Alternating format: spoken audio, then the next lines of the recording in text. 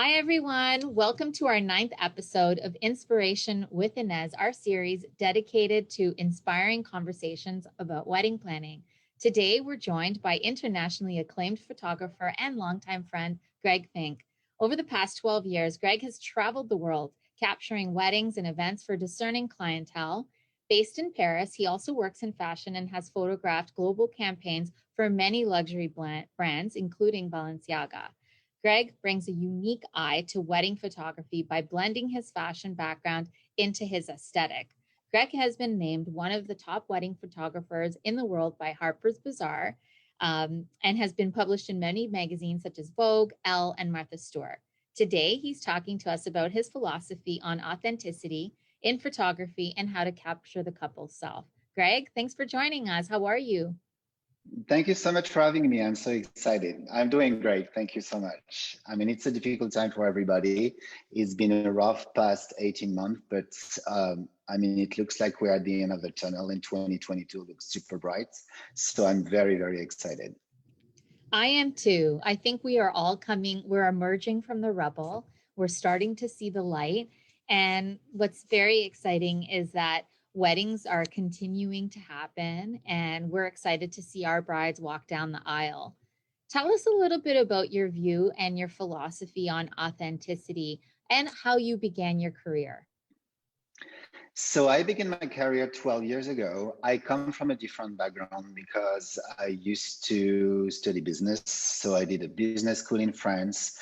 Then I graduated from an MBA in the United States.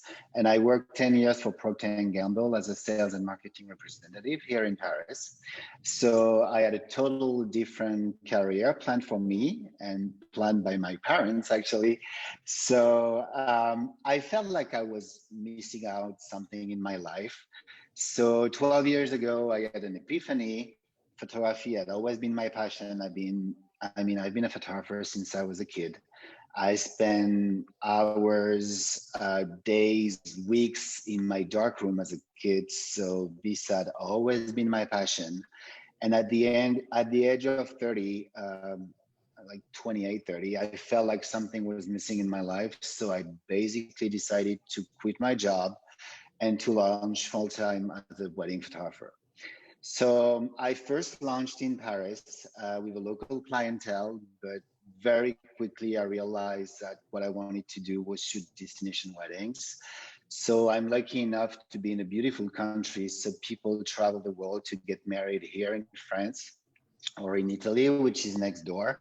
So I will say that France and Italy are my two main markets, and my clientele is mostly from North America, I will say 80%, and the rest is from Asia. So as you mentioned, authenticity is really important to me. One of the reasons about that is that it was so not difficult, but it's been a journey for me to land my dream to be like a wedding photographer. So I felt like I was living a life which was not for me before. And it has taken me so many efforts to do that, that right now authenticity and doing the right thing and being in line with who I am, with my vision, with my aesthetic is really, really important, especially at a time where everybody is on Instagram and sometimes what you see on the social media can be quite fake or invented. I agree. What an inspiring story to be able to, go through the motions of what is expected of you, whether it be from your family, but to go through the motions and then to really say to yourself, this isn't making me happy. I want to pursue a dream. And, you did it, and you've been incredibly talented. So, congratulations. I think it's such an inspiring story for so many people who feel that they need to do what they ought to do and not what they feel passionate about. And, you took that risk and you took that leap of faith. And I think that that made all the difference. So talk to us a little bit about the couple and how do you approach weddings today? Now that you've established yourself, you have a career, you have such a keen eye. How do you approach weddings with the couple? So I'm lucky enough today to get between, I don't know, 200 and 400 inquiries a year. And it's really important to me to only book a limited number of clients. So I shoot between 15 and 20 weddings a year. Wow. The weddings I shoot are very important to me and for my clients in the sense where most of the time it's multi-day events because people do this, my clients do destination weddings. So they will fly to the other side of the world with like 100, 150 guests. So usually they will do a welcome event, a rehearsal dinner, the wedding day, and maybe a day after brunch or some other activities around the wedding. So every wedding to me is a journey, and usually it's almost like 1 week of investment in terms of time. So that's the reason why I want to stay focused on a limited number of clients. And the second reason is because I shoot destination weddings, I'm also very, very inspired by travel and by the locations I go to. I will hate shooting 10 weddings in a row in the same location every weekend. To me, it will kind of not be very creative because I will tend to go to the same location with a couple, to the same scenic places, and I don't want that. I want to start every wedding from a blank canvas with my couple and take into consideration the destination they have chosen. Usually, when you pick a destination for a destination wedding, there's a very good reason about that. Either your family comes from that country, maybe something else is really important to you. So to me, this is a full part of the story. So to come back to your question, what's really, really important to me is to start from a blank page, listen to my couple, listen what's important to them. Sometimes it's the country, sometimes it's the food, sometimes it's the wine, especially being here in France, sometimes it's the fashion. And you know that very well, but some of my brides, they will have 2, 3, maybe 4 looks. So I want to make sure to exactly know what's important for my clients to capture that the right way and tell a unique story. Every wedding is different. Of course, everybody has a must shoot list, and there are things that you don't want to miss. And that's what I love about wedding photography. This is so complete between detailed portraits, scenery, family photos. You have to be able to shoot all of this perfectly. But every story is different. So the narrative needs to be very specific to your couples. And what are the tips on capturing different events of the wedding and the journey? How do you approach, the different moments of the couple's life together, the engagement shoot, the first look, the ceremony, the reception? I think what's very important between a wedding photographer and the couple is the connection that we have. Nobody is comfortable in front of a lens. Absolutely nobody, and me first. If you look at my website, I don't even have a profile photo. It's a watercolor. So absolutely nobody is comfortable in front of a lens. And my main job is to make the couple and the clients comfortable. So engagement shoot for that is such a great way to have a very approachable way to connect between you and your photographer, to make jokes, to know your good angles, and to feel comfortable with that person who is going to spend a lot of time with you on the wedding day. I always joke on the fact that your wedding photographer can actually spend more time with the bride than the groom on the wedding day, which is kind of true. So you need to make absolutely sure that you like this person and that you are comfortable with that person. Some of my greatest clients, I remain great friend with them because we have connection. So in the way of picking your wedding photographer, you have to make sure of 2 things. The first one is you have to absolutely love his or her aesthetic and eye, obviously, that's the first thing. But second, you need to be fully in line with the person you have in front of you, because otherwise you will be frustrated in front of the camera. And once again, to come back to your question, all of these moments, the engagement shoots, everything which happens before the wedding and even after, are great ways to be 100% comfortable with that guy.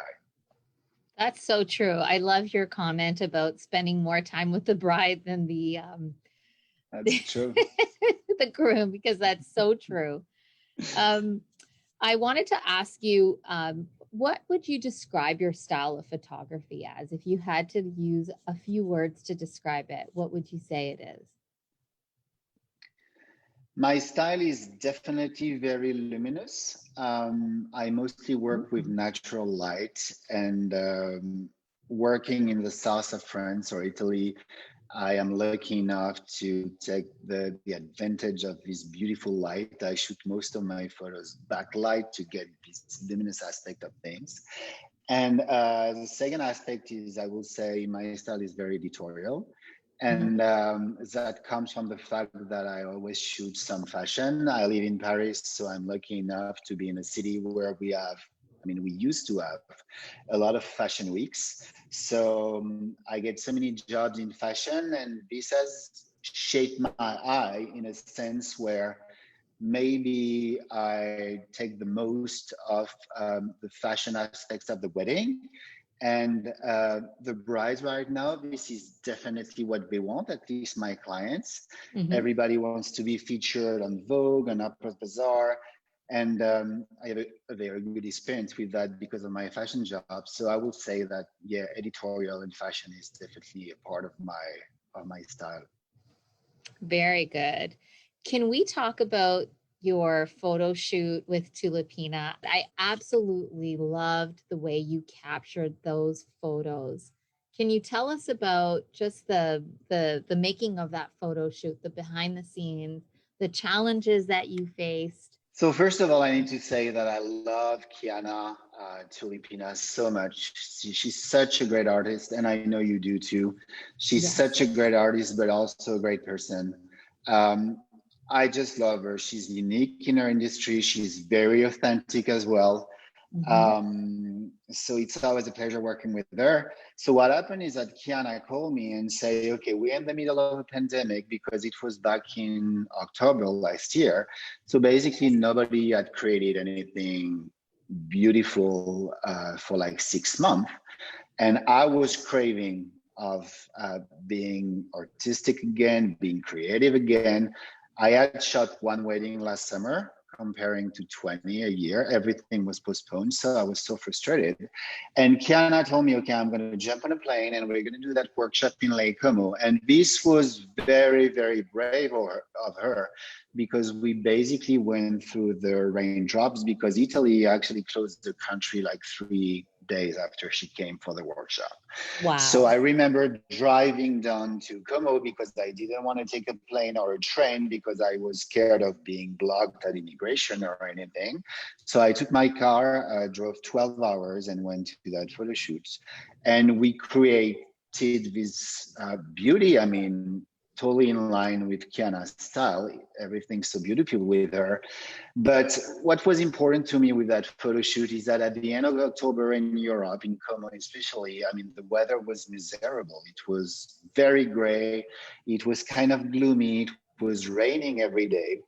And it's often a comment I have from my clients. They always told me, oh my God, I hope the weather's going to be amazing on the wedding day. And I hope it will be sunny. And of course, nobody's betting for rain on its wedding day. But what I want to say here is that if you look at these photos, I think they are very balanced. They are very colorful. I mean, the colors are great. Yeah. They are so soft, even though the weather was very gloomy. So you totally need to trust your photographer. That's something I didn't say before, but trust is 100% of the choice you need to make, because your photographer will be able to capture amazing photos, whether it's sunny, whether it's overcast, whether it's gloomy. You said yourself that you had some rain on your wedding day. I did. And I mean, I did some great shots in black and white with rainy wedding days. And of course, nobody wants that, but that's not something you can control. So there's a moment you have to be able to just surrender, because that's not something you can control. But what you can control is the trust that you have in your wedding photographer. So, I mean, for all of these reasons, this photo shoot was so special. I think the result is great. I'm very proud of these photos, and that's, I mean, to me, they're very, very beautiful. But there were so many challenges. But once again, I am so grateful to Kiana for braving all of the elements and doing this. Yes, and the photography is incredible. It is on our website, on our blog, for anyone who wants to head over to the blog and take a look. They are astounding. Last question that I had, what are some tips that you would give to brides for capturing their wedding gown on their wedding day? What kind of advice do you give to brides who say, you know, I want a few photos of the dress? How do you approach that kind of question? I think it's very important for the brides to determine their priorities. Usually I ask the question, okay, what are your top 3 priorities? So some brides will come with family formals. Some brides will tell me, my grandparents are very important to me. I want them on the photos. You don't want to be missing it. Some brides in the details, and some brides it's fashion. And usually these are different type of brides. But if fashion is important to you, capturing your dress is important to you, and it should be, because I mean, the dress is so important on the wedding day. Once again, you have to trust your photographer, and you have to pick a photographer who knows how to do it. So it's easy for me to say that because I shoot some fashion, but I mean, I'm not the only one in that case. I mean, you mentioned the fact that I'm in this Harper's Bazaar list, and the Harper's Bazaar list is actually in different sections, and I'm in the fashion section or whatever it's called, and I'm not the only one in this section. Right. But you have to look at the body of work of the photographer you're considering, and you have to get proof that he can capture fashion properly. One tip that I usually say to all of my clients is that you have to request full galleries from your photographer, meaning he has to send you a full gallery of the wedding he has shot, so that you can see if he shot properly the details, the fashion, the family photos, etc. Once again, talking about authenticity, I have a love-hate story with Instagram. I feel like it's a necessary evil today, because if you're not on Instagram, nobody will see you.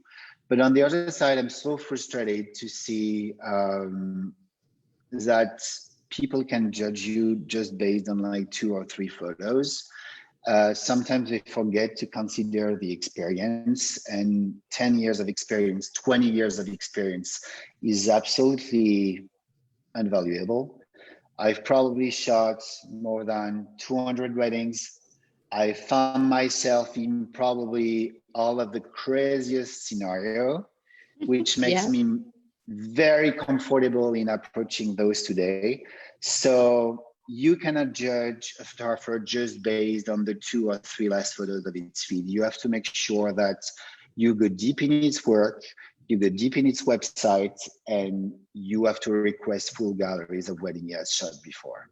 I think that you nailed it on the head. It's so easy with Instagram to create photos, manipulate them. And what you're saying is have approached the photographer and his career and his craft with a more holistic view, and not just, you know, the few photos that you find on their profile, because there's more to life than that. There's more experience to be had, and you've put the time in, right? So that's great. Well, I think for all of the couples out there that are trying to find the right photographer, I know that there's so many daunting decisions to be made when you're trying to plan a wedding, and when you've had to stop and start so many times and, you know, change your dates. It becomes even more tiresome and more daunting, that suddenly, like, just every task feels like, you know, heavier and longer to make. So I think you've brought some really good points, Greg, and I'm really excited about all these brides that are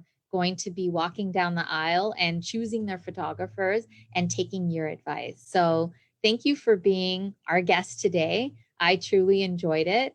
And I hope to see you soon one day in North America or in Europe. No, thank you for inviting me. It's been such a pleasure. And I mean, once again, I'm so excited for 2022. It's going to be such a great year. And it's so relieving to see all of these couples finally able to get married out there.